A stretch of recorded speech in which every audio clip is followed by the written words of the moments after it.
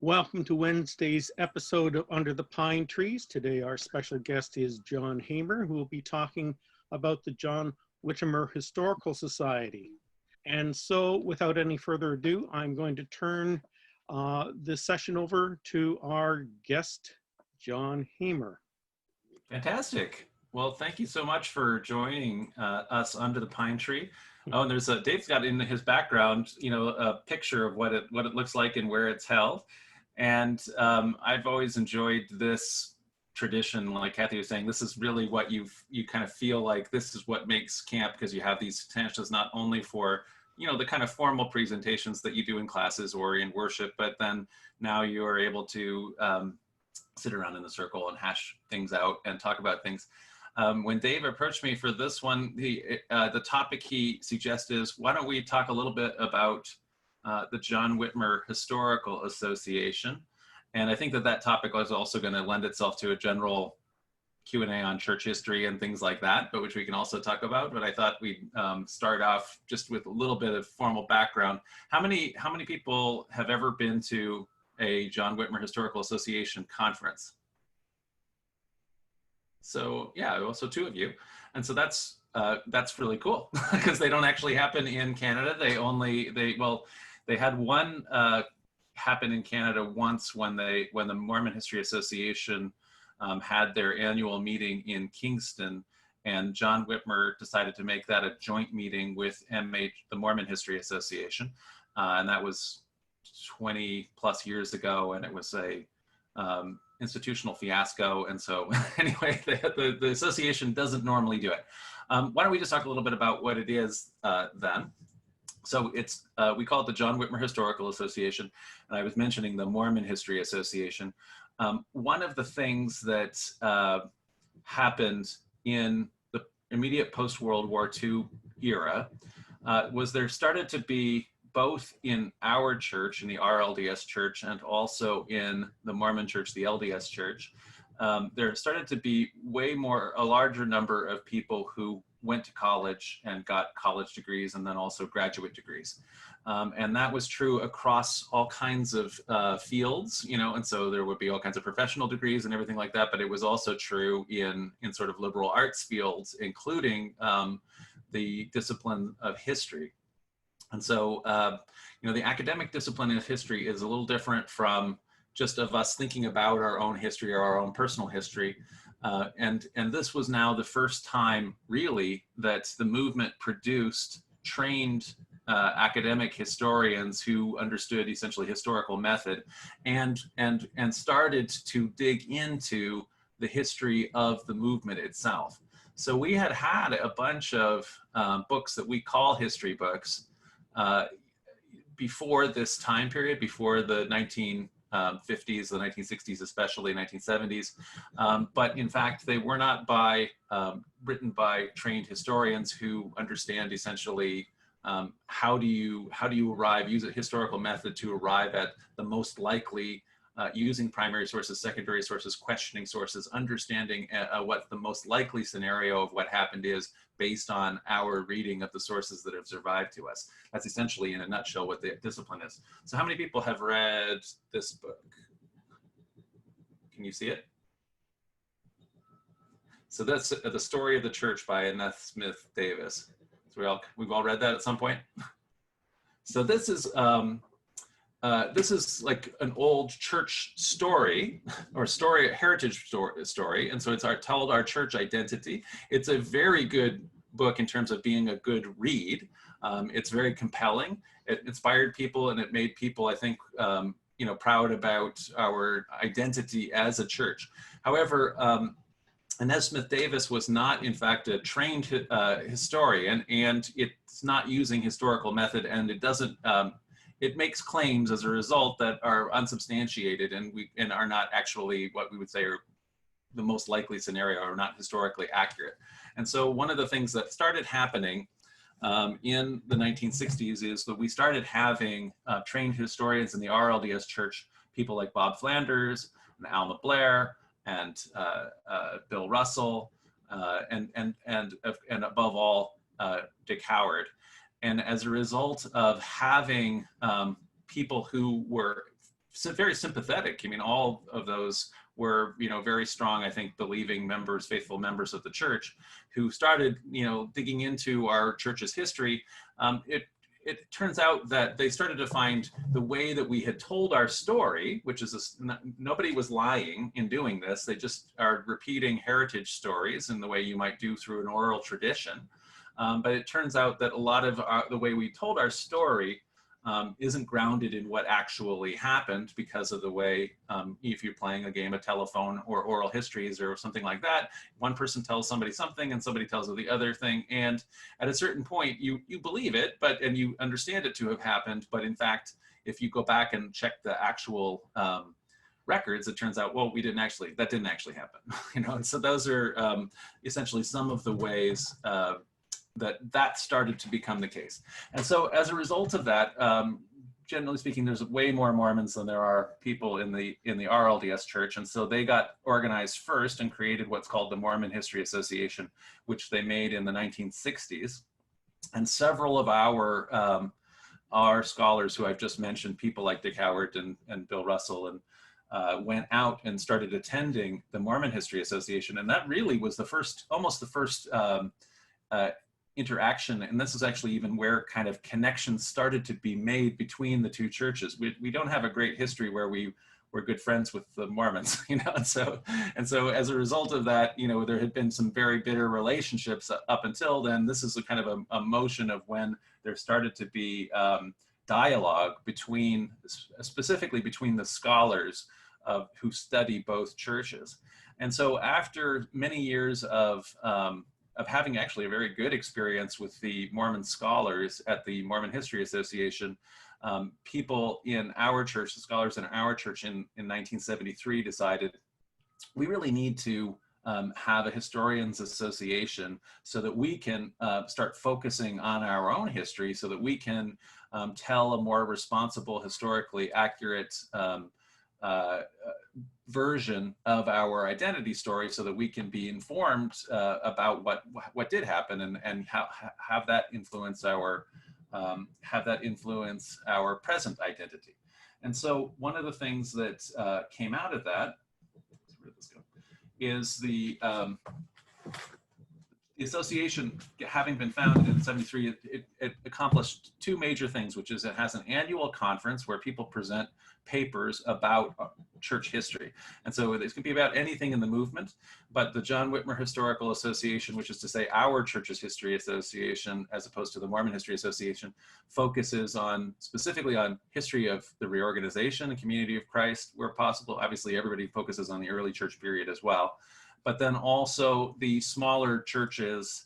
So the Bickertonites, the Hedrickites, the Temple Lot Church, all of the Cutlerites, everybody like that. So, our association, the John Whitmer Historical Association, kind of has that as its specialty. And so the conference does that, where scholars and enthusiasts come, and it's a Friday, Saturday, Sunday affair, and people present papers that they've done on that, and then later, papers are put into the journal, which John Whitmer publishes. And so this is the 2013 journal, and it has, because it was an anniversary, it has the covers of the preceding journals on the cover of this journal. And so essentially, the John Whitmer Historical Association journal has been the place where, as we learn more about our own church history, then you're able to publish it so that other enthusiasts and history buffs and other scholars can look at what you've written, and that's how you get into essentially an academic dialogue. Somebody will have a thesis and they'll put it here, and they have their evidence and they back it up and everything like that. And somebody else might write later and say, your conclusions aren't, I don't think you follow from your source. You're not making enough use of this source or something like that. That's how, in the academic discipline of history, that kind of dialogue between historians, that's how we get closer to what actually happened and what it means for us today. And so that's kind of those two things are kind of the core things that John Whitmer does. We might ask, okay, why is our history association, the other Mormon History Association is called Mormon History Association. That's pretty obvious, the name for it. although Mormons aren't allowed to say the word Mormon anymore, so I don't know what they do.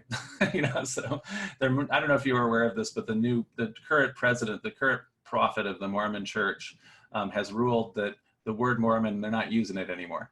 And so now they all have to say the Church of Jesus Christ of Latter-day Saints. So they're now all members of the Church of Jesus Christ of Latter-day Saints. It's a very long thing to say. And then, and also, for example, there's no Mormon Tabernacle Choir anymore. That's now the Tabernacle Choir on Temple Square. So they're not using that word. So anyway, so I don't know what they're going to do with Mormon History Association, if they're just going to keep the name or not, because the loyal members aren't supposed to use it anymore. Anyway, so ours is called the John Whitmer Historical Association. This is a big, thick biography called Eighth Witness, the biography of John Whitmer, which was written by my good friend Ron Romig, who Ron Romig was the archivist for the church at the temple for just years and years and years. And by not a coincidence at all, this was actually published by John Whitmer Books. So when I was director of the John Whitmer Historical Association and then later president, Herald House had ceased to, they'd sold the printing press, and it had looked like they were not going to be able to print church history very much anymore. And so an initiative that I promoted as president was to let's make our own press so that we can continue to publish important RLDS histories. So one of the books, for example, that we published is called here, Her Stories, 10 Autobiographical Narratives of RLDS Women. So we wanted to be able to have RLDS women's stories included in published academic, books and articles. So this is the kind of thing that normal presses won't print because you can't sell them very easily. So in other words, you have to have a foundation like John Whitmer that has an educational, charitable purpose whose goal is to reclaim these kind of stories that are so important for the lived church identity and understanding of where we came from as a church. So anyway, so we were able to produce a press that has, I think we published about 25 different books under the John Whitmer Books Press. One of them that I produced is called Scattering of the Saints, Schism Within Mormonism. So this is one that I edited, and this is just histories of all the different churches, like, for example, like Community of Christ, that is part of the Josephite branch, the Mormon Church, the different polygamous churches, the Strangites, the Hedrickites, the Bickertonites, in other words, so all of the different branches of the movement, their kind of stories. And so that's in this particular volume that I edited with my good friend Newell Bringhurst. Anyway, so that's one of the things that John Whitmer does. So they have a conference. It has and anyway, back to John Whitmer. Why is it called John Whitmer? Okay, so John Whitmer, on the one hand, it's called Eighth Witness. So he is one of the 8 witnesses of the Book of Mormon. He's part of that Whitmer family that you maybe know about in Fayette, New York, which is where the earliest members of the church and one of the places where the church was organized in the 1830s. And it's one of the places where at the very end, they were doing the last bits of the Book of Mormon dictation. And so John Whitmer's brother, David Whitmer, is the more famous Whitmer because he's one of the 3 witnesses. And he lived a long time and he has so much testimony. John Whitmer, though, is his brother. And he, in addition to being one of the 8 witnesses, he was also called to be historian of the church. And so right from the start in our movement, history was deemed to be very important, even though this is not academic history. John Whitmer had no training. He had no, formal education at all over and above kind of a grade school country education. But he kept the original record of the church as a history, and he actually wrote it like scripture. So he would write when he's talking about like a conference that they had in Kirtland, and it came to pass the people gathered together and they did come unto Kirtland, this kind of thing. And so he's writing it like that because he's kind of feeling like in the early church, we're all living scripture. And so the job of the church historian is to write scripture about our day. But what ended up happening is church leaders at a certain point got, and the Whitmers weren't getting along. So ultimately you may be aware that David Whitmer is, and Oliver Cowdery, who is his brother-in-law, get kicked out of the main line of the church, and they end up having their own Whitmerite church. Well, John Whitmer also was kicked out at that same time, and so the first presidency says, "Hey, give us the history book that you're keeping, because you aren't a good historian, and we're calling somebody else to be the historian." And John Whitmer says no. So anyway, so he didn't want to have his history changed by the first presidency, and so he took a stand and he kept it. And then he even duly recorded his own excommunication in the history, and then he just kept on as a historian, in his history. And so as a result of that kind of independence, so he's the first historian of the church called by revelation. He's not a trained historian, but he was very much felt that it was an important role that he needed to do. For that reason, the Historians Association is named in John Whitmer's honor. So the primary things then that John Whitmer does is encourages people to do church history, specifically Community of Christ history, the history of the reorganization. It produces a forum for, in the form of the annual meeting, which is every September. It's not going to happen this year because of COVID, but every other year it's always happened, and where historians and also just enthusiasts, so it could be like a local branch historian, congregation historian, who is doing their own branch history, frankly. I definitely encourage that all the time. I did in order to have a model of that, I actually 2 years ago at the John Whitmer Historical Association, I did a history of Toronto branch, because I wanted to say, look, we really need to be doing local histories. Everybody should be, doing that. So we did one of those.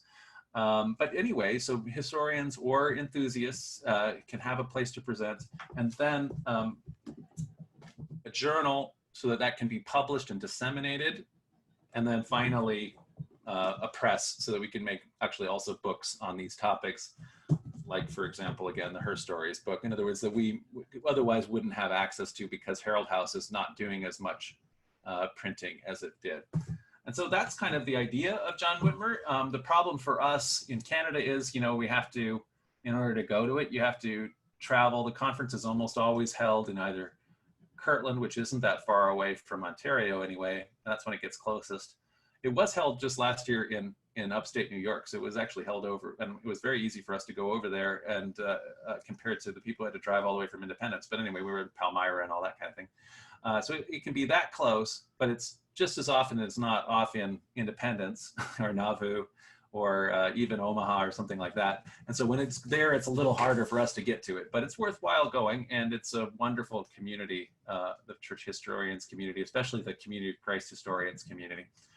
For me, actually, that community was what led me to discover the church. I became a part of John Whitmer long before part of the church, and it was just the amazing community and integrity of the Community of Christ members that I was exposed to through John Whitmer that really led me to the church. And so that's mostly what I wanted to say on that. But at that point, maybe we should open it up, because that's what Beyond Under the Pine is, that if people have questions or on John Whitmer, on church history, on how to do church history, on why church history is important or isn't important, or anything else on church history, we can talk about it. Can you give some details on John Whitmer's excommunication, and perhaps also David Whitmer's situation? Yes. So in the 1830s period of the church, we don't think about it, because we like to draw this map, and we make it very simple. And the map goes upstate New York, Kirtland, Missouri, Nauvoo, Plano, Lamoni, and back to Missouri, right? So in other words, we show the headquarters of the church move around and how does it get there. What we don't realize, or we tend to forget, is during that whole Kirtland period, even though the headquarters of the church is in Kirtland, a much larger number of the members are living in Missouri. And so they're trying to gather to Jackson County, because that's where they really think the end times. They're really believers in the 1830s that the end times are very near, and they want to build the New Jerusalem at the center place, which they feel by revelation is going to be in Jackson County, essentially where the temple is today. And so they're able to move there more easily than Kirtland because it's on the frontier. And so the land is very, very inexpensive. You can buy it from the government more or less as you for just very cheaply as a kind of like a homesteader and make your own profitable farm. Kirtland is in an older settled area, and you have to buy farms from people that when the farm has already been established. So nobody has the money to do that. People who are joining the early church are not wealthy people. They're people who essentially want to live out what was then the American dream, which was move to the frontier, buy land that the government has recently stolen from Indians at very reduced prices, and then you'll be able to make your own farm and become a subsistence farmer and make your own way. And that was kind of what everybody was doing all the European Americans are doing in the 1830s. So there's two nuclei of the church. That Joseph Smith and Sidney Rigdon are in Kirtland. David Whitmer is off in Missouri, and he's the president of the church in Missouri. And so he's leading the bigger chunk of the church. And they're 800 miles apart, and they don't have the internet. And so they are not in great communications. There's bad feelings that happen back and forth. The people in Missouri are having to deal with some very serious issues of getting kicked out of Jackson County, living as refugees in Clay County, later settling their own county called Caldwell County. But even though they did that as part of a compromise so that they could actually have their own farms and get going again, the people in Kirtland were like, no, you can't have that compromise. We got to go back to Jackson County. But there's no way they could get back to Jackson County. So there was some bad feelings already between the two groups, and the two groups were starting to grow apart a little bit. And then what happened in Kirtland is the church collapsed. And so Joseph Smith and some of the leaders started a bank. He made a bunch of unwarranted claims about the bank. He didn't know anything about banking, but he said this is going to be the best bank, and you put all your money in the bank and everybody's going to make all this money and everything like that. And the bank went bankrupt, and everybody who put any money into it lost everything. And that's the kind of thing that it wasn't a scam. It wasn't meant to be. He wanted it to succeed, but he didn't know how to make a bank succeed. Anyway, once everybody loses all their money, then they get really upset. And so the church in Kirtland collapses, and Joseph Smith and Sidney Rigdon have to kind of flee from creditors. Otherwise, they're going to get arrested for all of this debt that they're in. And so they flee. And so as a result of that, they go to Missouri, and they preemptively decide they want to get rid of the Missouri presidency, because they're not going to tolerate people who they want loyalists now. And so the fact that they lost control of the church in Kirtland, that the church in Kirtland excommunicated them. In other words, the church in Kirtland continued to meet, but they excommunicated Joseph Smith, and so that church, as it continued to exist, they didn't want to lose control of the church in Missouri. They wanted to seize control of the church in Missouri.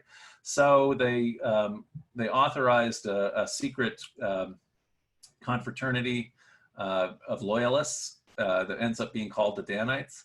The Danites warn, they eliminate, they release David Whitmer and Oliver Cowdery from their positions. They have a trial and excommunicate Oliver Cowdery for disloyalty. Essentially, Oliver Cowdery has been upset about what he calls an affair that Joseph Smith had with a maid in Kirtland, according to Oliver Cowdery's allegation. And so they're excommunicated. The Danites warn them out, and essentially they essentially say, you're going to get beat up. You're going to get all your property smashed if you don't leave. So the Whitmers and Oliver Cowdery and all of their people flee, and they go to the neighboring county, which is Richmond, Missouri, and they essentially tell everybody, all the Missourians, that they've been deprived of their rights and things like that, and they start to sue, to get their property back from the church. But at that point, the church is wheedling out of control, and they are moving towards they're militarized, and they're moving towards the Missouri Mormon War, and so that's about to happen. And so Oliver Cowdery and David Whitmer leave the church immediately, or more or less kicked out of the church immediately prior to the events of the Missouri Mormon War, after which everybody gets kicked out except for the people who'd already left. So the Whitmers just stay in Richmond, and that's where they're buried today. So. John? Yes. I just wanted to say, as someone who's gone to the last 2 John Whitmer Historical Association meetings, that I found it to be very interesting and enjoyable, even as just a, kind of a history buff. Yeah.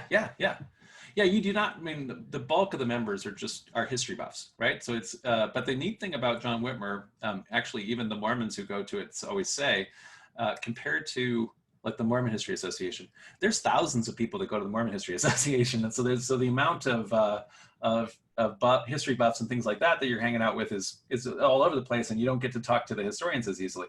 But the same number of the historians almost all go to John Whitmer, and so it's a group where you're really really interacting a lot more. So the history buffs and the people whose books you love, who wrote the book, you get to talk to them very freely, and so it's a very wonderful open mix. Yeah, it's very interesting to get a chance to talk to some of the authors. And and one of them was meeting Brent Metcalf, right? Famous for the salamander letter. Oh yeah, exactly. Yeah, and stuff. And so yeah, I just found it to be really, really interesting and a good time. Yeah. Brent, by the way, Brent is now married Erin Jennings, who was also a past president of John Whitmer, who is a member of Community of Christ, and so she's actually a member of Toronto congregation, even though they live in Arkansas, and so Brent is on Beyond the Walls and also our Tuesday lectures all the time. So he's really connected into us now, which is neat. Other questions and comments? I can't see everybody because it's on this other view. Yeah, John, Claire. the book that you have, The Story of the Church, Yes. My copy here is a 1955 issue. Was it reissued and modified and edited, or was it basically printed the same? It was reprinted a bazillion times because it's a very popular book. Mine is printed in 1996. Oh, but it's a reprint by the price is even my copy, so don't tell that. But anyway, so this is the break-off folks. The prices. The restoration is printed this reprint. But anyway, they're almost all the same. I don't think it was updated or changed much. And so I think that it's an old book and it's a compelling book. But again, you can't trust it as a history. You can trust it for if you wanted to tell inspiring stories and a sermon or something like that. I think it's just fine. Yeah. So our goal. So obviously, subsequently, the church, has published, for example, Mark Shearer's 3-volume history, which is just a superb academic history that gives us the actual details of what happened. And then what we really tried to do, in order to get back to Inez's book, because an academic history doesn't really fulfill what Inez Smith's book did, and so we made this one with the idea of how can we teach church identity using the real academically sound history, but also realize, wait a second, we're part of something that is really inspiring. It should inspire you as much as this one. And this is actually what really happened, but it's also still very inspiring. And so that was our goal in writing this one with Barb Walden and David Howlett, who Barb Walden is the president of the Community of Christ Historic Sites Foundation. And so that's the church's auxiliary that raises money for the historic sites. And David Howlett is one of the leading younger generation of historians and religious studies scholars. He's teaching at a college in upstate New York right now, I think. So very, very gifted scholar that we have. It's nice that we have so many anyways, smart people in the church who are able to, help us with also reminding us not only what our history is and telling us, but also, writing it in such a way that it's inspiring, so that we can, so it's contributes positively to our identity, which I think there's been a movement for a certain amount of time in the church, I think, where people were very uncomfortable about the history. I mean, even as I was just talking a little bit about the Missouri Mormon War, there's some uncomfortable stuff that's going on there, so the Danites and all of this stuff. But that doesn't mean that we have to just say, okay, well, we're not talking about history anymore. We're going to just talk about theology, which I think is where kind of people kind of got to, or some of the people kind of got to because they got turned off by the history in the 70s and 80s. And so the church kind of had that focus for a little while. But I think that we could do both. I think that in our current identity, mission, message, and beliefs. So that's kind of like what the current stuff we're teaching out of international headquarters. And in headquarters, they make euphemisms for everything. So it's our IMMB, right? Our identity, our IMMB, is everything in keeping with the IMMB is what, which is what leaders have to evaluate all the time. Anyway, which I think is crazy. So nobody's going to say that. But anyway, if you think about, if you've seen it, it's the little book. I don't have it with me, but it's the little book that says "We Share." So it's like the sharing and community of Christ, the We Share document. And so, so the We Share document has all of our current stuff. And one of our current things that we have is called the Principles of History. And this is by Steve Easy. And the Principles of History, I think, are a very powerful tool that other Christian churches would be very wise to have.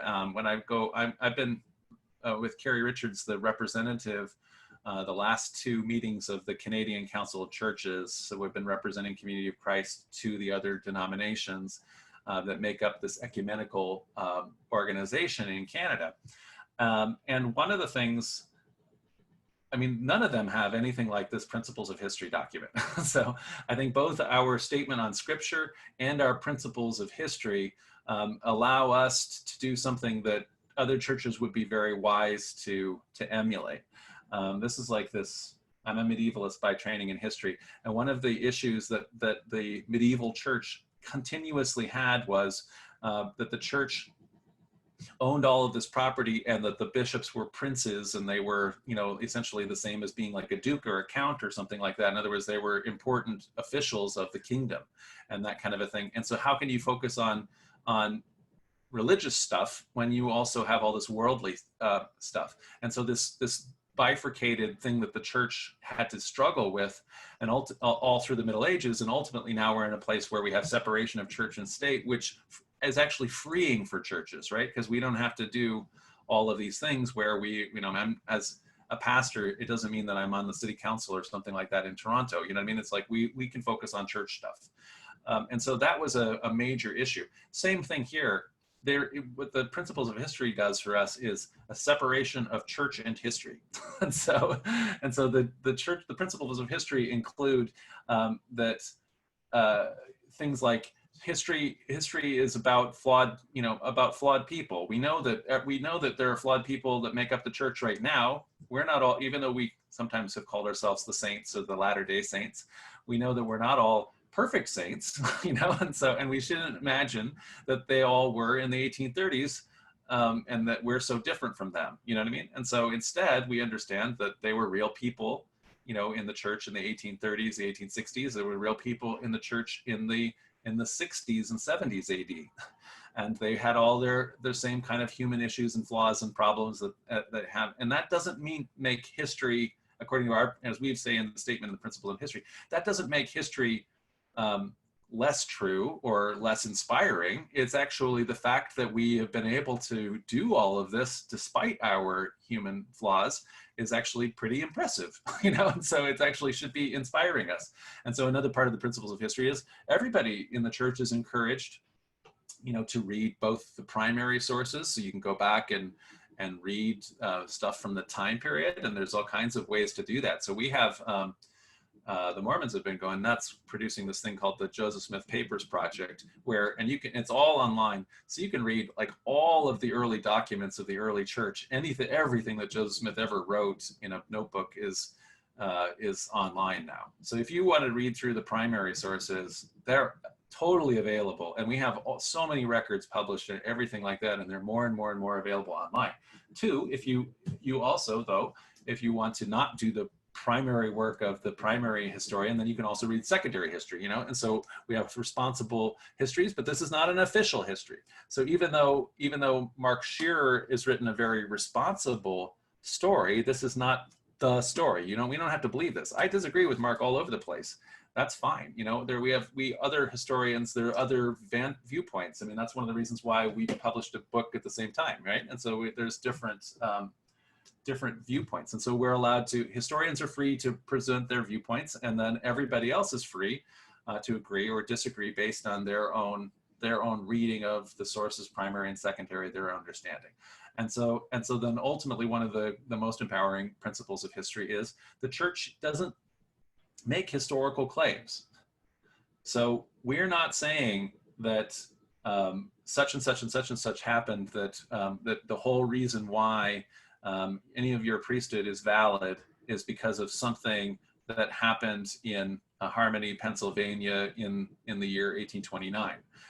That's not actually how priesthood works anyway. Priesthood is a covenant between you and God that's recognized by the church. And so it isn't based on somebody getting something magical 8 generations ago and having it passed person to person to person through human activity. It's a covenant directly with God. And that's, I think, been a clear position ever since Joseph III, I think, was talking about that. And so in that same way, we're not therefore saying the only reason we validly exist is based on X, Y, and Z that happened in 1830 and X, Y, and PD and Q that happened in 1860 and so on and so forth down to the present day. Rather, we are a living expression of the body of Christ right now that is vitally living out Christ's mission to the best of our ability and discernment as a prophetic people, and how God is calling us to be a community of Christ in our time and place where we are now. And so it's not because of something happened in 1830. It's where we are now. We can find out about our identity based on reading history, but we're not making a claim about it in order to justify our existence now. Yes, Mary. Hi, how are you? Hi, so good to see you. I just wanted to make a comment, talking about growing up and so on and hearing the story, as we went to Sunday school classes and sermons and so on. One of the books that really opened my eyes and made me much more interested in our history was the Nauvoo Kingdom on the Mississippi by Bob Flanders. That really changed my understanding of our history, that we're not all perfect, our leaders, et cetera, et cetera. Right. And that it was so well documented and so on for that time. Oh yeah, no, that is an excellent book. Yeah. So Bob Flanders, one of the things that was happening, so that movement, when I was talking about at the beginning, when I was saying that suddenly there were members of the RLDS Church and the LDS Church who had gone to college and had had training as historians, like Bob Flanders, right? Mm-hmm. And so they started doing the research for the first time, and they started actually, realizing the conclusions are different from how we told the story previously. And so that was disconcerting for everybody, but nevertheless, it was also pretty amazing. And one of the things that is true is that despite how much smaller community of Christ the RLDS Church is in comparison to the Mormon Church, and they're so big and rich and everything like that, intellectually, we have a massively bigger footprint in terms of the historians community and the intellectual and the academic communities. In other words, so the RLDS Church had a much bigger impact, for its size than you would expect, given how tiny it is compared to how big the Mormon Church is. And so the example is like that of Bob Flanders, who wrote, one of the crown jewels. There's maybe, let's say, 12 major books, early on, and then later maybe 24 books of the New Mormon history. They're kind of like the key books that really changed how everybody understood everything. And Bob Flanders' Nauvoo Kingdom on the Mississippi was one of the first ones, and so well done and so authentic. And unfortunately, the response that he got wasn't very good. So we weren't prepared for it as a people yet, and so as a result of that, he and his family weren't well treated, and he ultimately ended up leaving the church. And he'd been a teacher at Graceland and a professor at Graceland, and he left Graceland and went to a different college, and so he had been out of the movement, unfortunately, because of that really not very nice reception that he got for a whole long time. And it was only when I actually he had only come back, I think the very first conference that he came back to was my first JWHA. And he was, despite that history, when he came back, he was so supportive of everybody.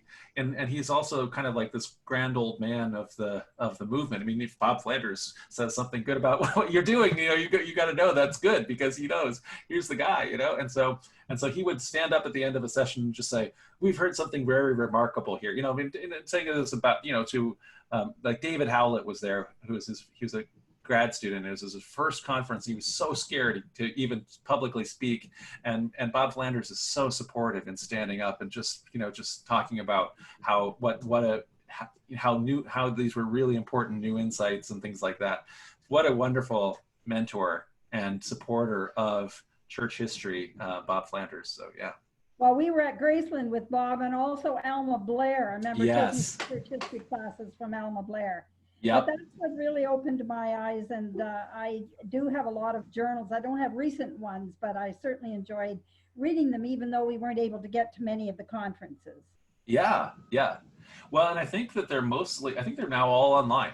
So we are able to, even if you don't have the physical copies, we do have them at the library here in Toronto, but there's also the online ones too. That's the nicest thing about church history, that it's so much easier to do it now that so much is online. They've just barely got the whole Herald digitized. And so the main issue with that now is just getting it, it's so massive. How do you search through it? So I don't think they've got the whole search engine situation figured out exactly yet, but I know that it's totally digitized now. And that is the Herald is the longest running publication in the entire Latter-day Saint movement, and so there's nothing that's like the Herald. And the Herald is so critically important for just understanding, like doing any of our own history. That's like the first thing if you want to do.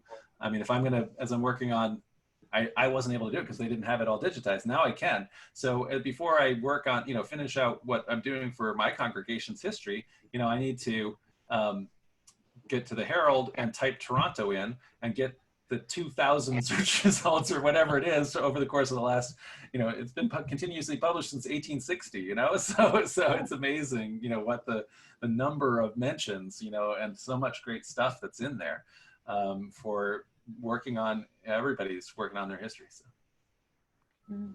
well, all your own ancestors, type your family name in, and see who, all the mentions, so yeah. I unfortunately had been getting the Herald since I was 18 or 19, and nobody wanted them. So I, with a very, very sad heart, had to throw 50 years of Heralds into the garbage. Oh, so sad. Yeah. Anyway, the real question I want to ask is, I hear stories of documents still coming to light out of people's attics and out of journals and stuff that we never knew about before. Yes. Both in the LDS group and our own group, that it's bringing new light and new information.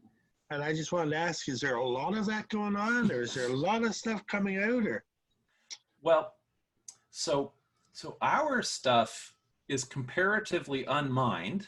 So in terms of like having just giant things that are just sitting in the temple archives or somebody's attic, unfortunately, or in the basement in London, Whitfield congregation, where they have the Canadian archives down there. There is, frankly, what we have in Toronto is crazy. The amount of stuff that, that could keep grad students busy for just even reading it and putting this together. So everything that we have for the period of time, 1846, let's say, to the present, there's plenty. If anybody just read through stuff, they would find stuff and it would be new, And so when Mark Shearer wrote this volume, which is to say a narrative history of Community of Christ from essentially the Israel A period to the present, even to some extent this one, this is the first time that we actually ever had a narrative history of the church academically in the more recent periods of time. In other words, everybody's got this story to 1844 done. This has been done to death. We know 1830 to 1844, no big deal, we got that. But for Community of Christ, this stuff is almost the only game in town so far in terms of an actual narrative history.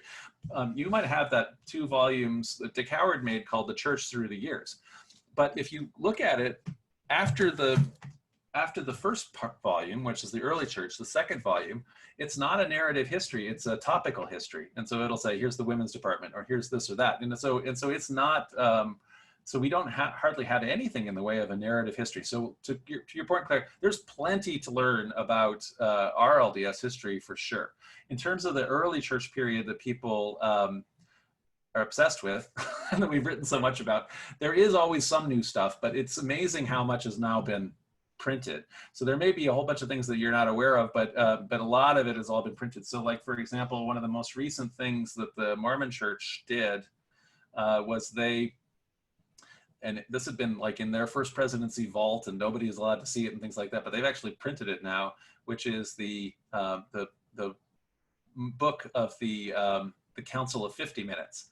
And so the Council of 50 is this last thing that Joseph Smith did at the end of his life, where he restored the kingdom, and he called 50 men to be the constitution of the kingdom and swore them to secrecy, and was proclaimed by them king of the kingdom of God on earth. So he'd become a king now. And so that was very secret. It was a secret oath. Nobody's allowed to tell about it.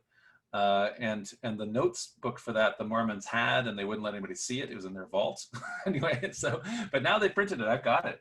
So those kind of things are very available now. It's amazing what, like you say, has all come to light. Yeah, David. How much involved with the Joseph Smith Papers project that the LDS Church has been doing has or what role, if any, has the John Whitmer Historical Society played in that, if any? So John Whitmer, probably none. Institutionally, it hasn't had anything involvement. Our church has had, a lot. So they want to print all early church documents, and the reality is that Community of Christ Temple Archives has like a vast component of that. Including very important stuff. So even though, for example, you guys are probably all aware that we sold the printer's manuscript of the Book of Mormon to the Mormon Church for, like the largest amount of money that any book had ever been sold for, including Leonardo da Vinci's workbook, right? And so, and that was upsetting and sad in a way, but also for us, it's also not as, even though it's an important artifact, it wasn't as important to our story. So that was one that we had actually bought from the Whitmerite Church. So the Whitmerites had possession of that because Oliver Cowdery had possession of that. He became a Whitmerite, and the Whitmerite Church had that until, they had all died out, and then we got a hold of that from their descendants and about a century before. And so then we sold it for like a lot more money. And so that was essentially useful money for the World Church right now to be able to have done that. But we have other documents that are equally as important and valuable, frankly, which is to say the inspired version manuscript. And so that's all of the work of the Joseph Smith Bible revision that he and the scribes were working on throughout his ministry, and that the RLDS Church printed in the early 1860s for the very first time, and that has became later called the inspired version by Harold House, made that marketing decision in the 1920s or something like that. And so anyway, that has been printed by the Joseph Smith Papers Project, and documented. And so all of our stuff that we have that that Joseph Smith wrote, or that people in that time period, has all been photographed for preservation purposes by the Mormon Church, and also I think under license from us has been allowed to be printed for the benefit of scholars in the Joseph Smith Papers. And in terms of personally, I also produced the maps for the Joseph Smith Papers project, so I've had some connection, even though there's no formal connection for the John Whitmer Historical Association. But it's a very solid, Joseph Smith Papers is a very solid academic undertaking, more so than anything that the Mormon Church ever did. Frankly, more than we can afford to ever do. And so they've spent so much money because they got so much money. So they have so many scholars working on that. And so it's really good stuff. But anyway, great. It's lucky for us they're doing it. So Thanks, John. yeah. Other questions all about just church history generally? We can always talk about any of that stuff. You mentioned the Mormon, was it Missouri War? Yes. I only ever heard about extermination. Mm-hmm. So one of the great books of the New Mormon history, one of my favorite ones, is written by a good friend of mine, scholar named Steve LeSueur, who is now he's an ex-Mormon. He was a Mormon at the time, and it's called The 1838 Mormon War in Missouri. And so this particular war has some huge war, but anyway, it's like a war in the same way like that an Indian uprising is like called a war, like the Black Hawk War or something like that. And so and it was operated and treated very similar to that kind of a war.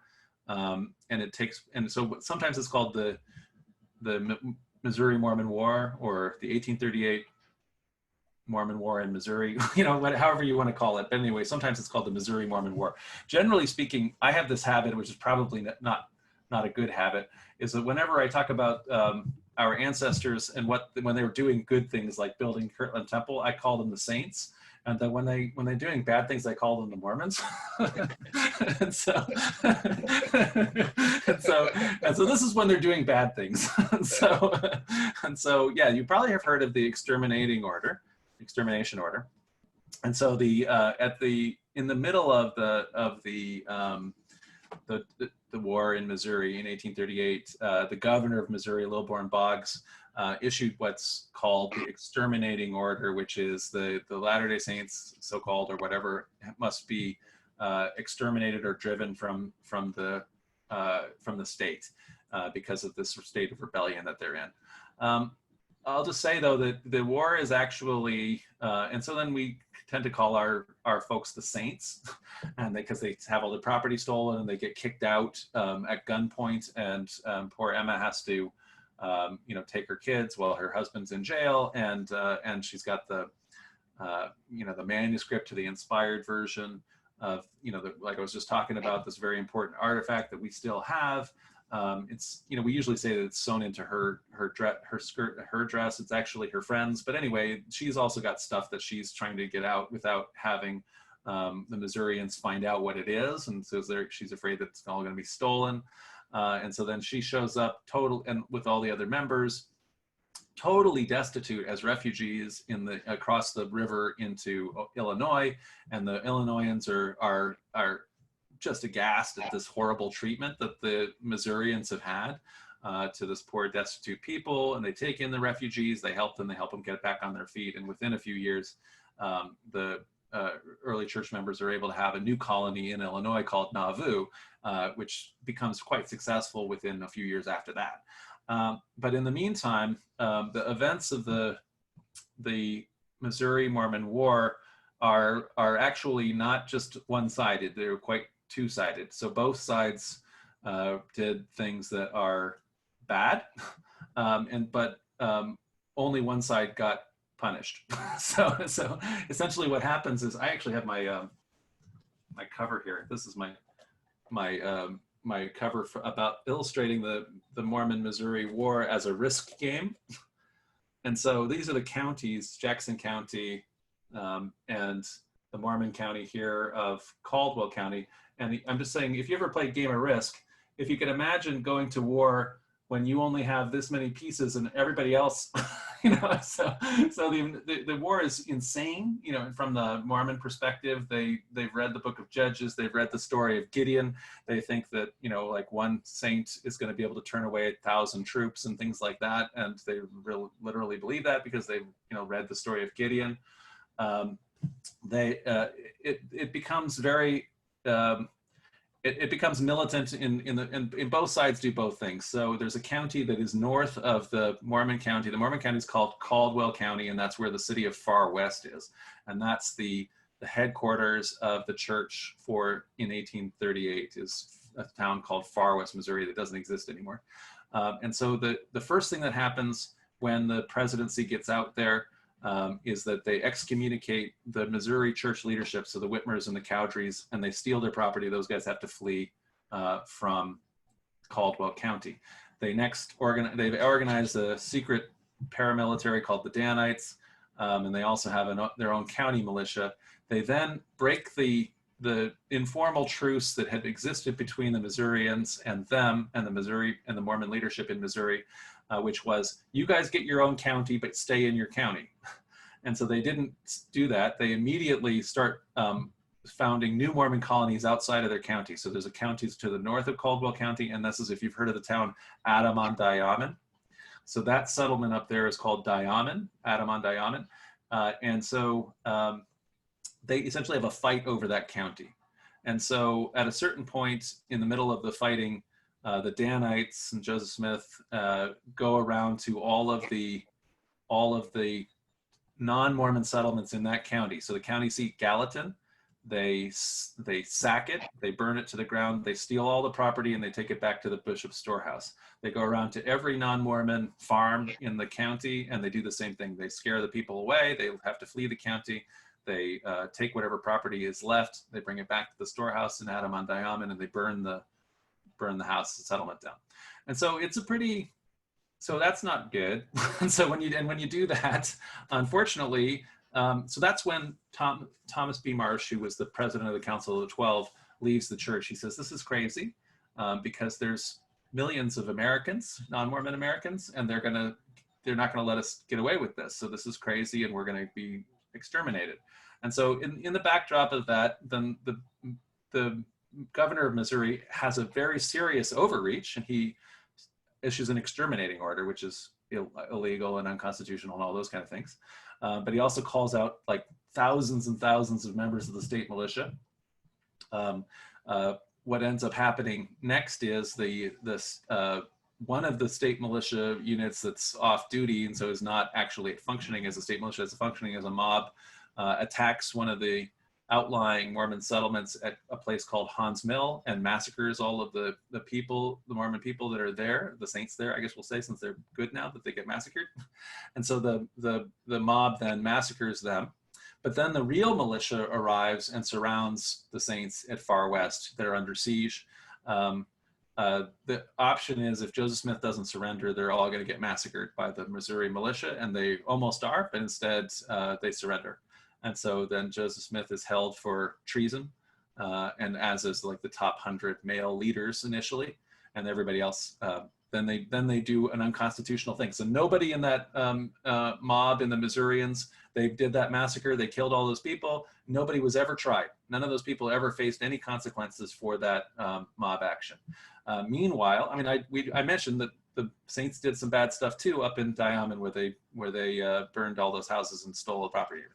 But they, and as a consequence, lost all of their property. So everything was all stolen, by the Missourians. It was all appropriated through illegal orders where they confiscated all of the property for all their farms and everything like that in order to pay for the militia.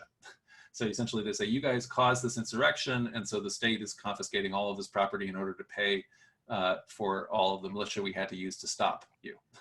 And so the Missourians never faced any consequences, anything like that, and the Mormons lost everything and got kicked out of the state. And so it wasn't in any sense, even if there was problems on both sides in terms of escalation and doing bad actions, only one side ever faced any consequences for those actions. It came this close to everybody getting massacred, not just Joseph Smith. I mean, it was really quite possible that they would have killed everybody. So. Claire. Another historical question. When in 1844, when Joseph was killed and the church kind of fell apart, yep. And some of these other leaders had their own groups. Yep. Many of them, I understand, eventually joined the reorganization in due course. That's right. What's the situation now?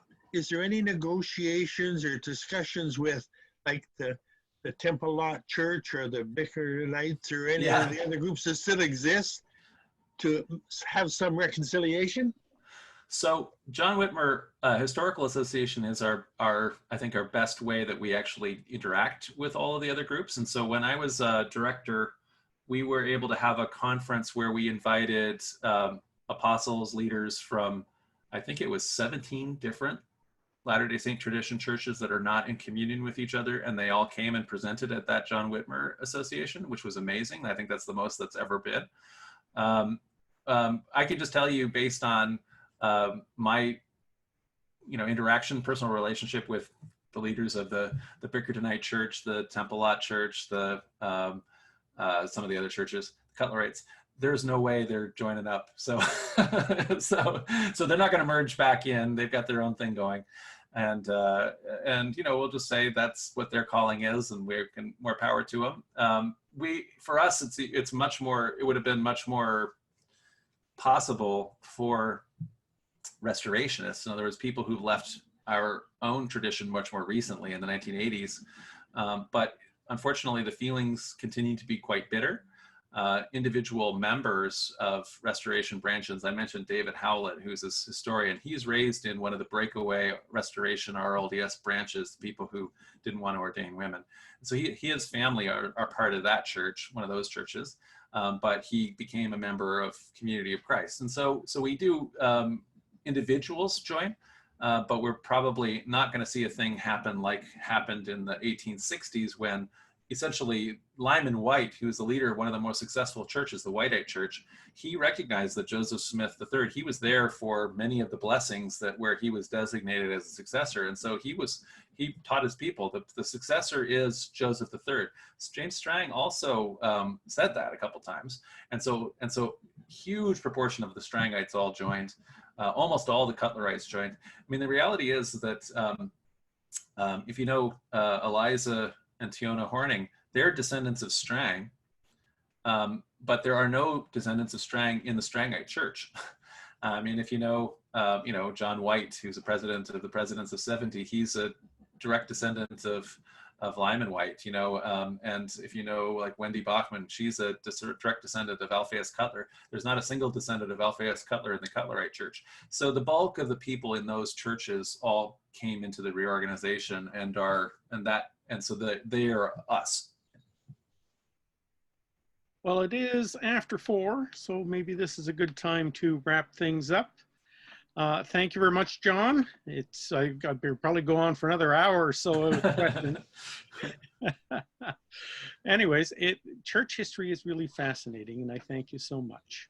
Anyways. Well, thank you for the opportunity. I really enjoy being able to experience this component of the Noronto tradition, and frankly, the tradition of Under the Maple and other reunions. And so this is always wonderful when we're able to just pull up a log, virtually, and talk about whatever anybody feels like talking about. So thank you guys so much. Thank you, John. Appreciate it. That was great. We hope to see everybody tomorrow when Apostle Robin Linkhart is our presenter. Thank you very much. Goodbye. Bye-bye. Bye. Take care. Bye.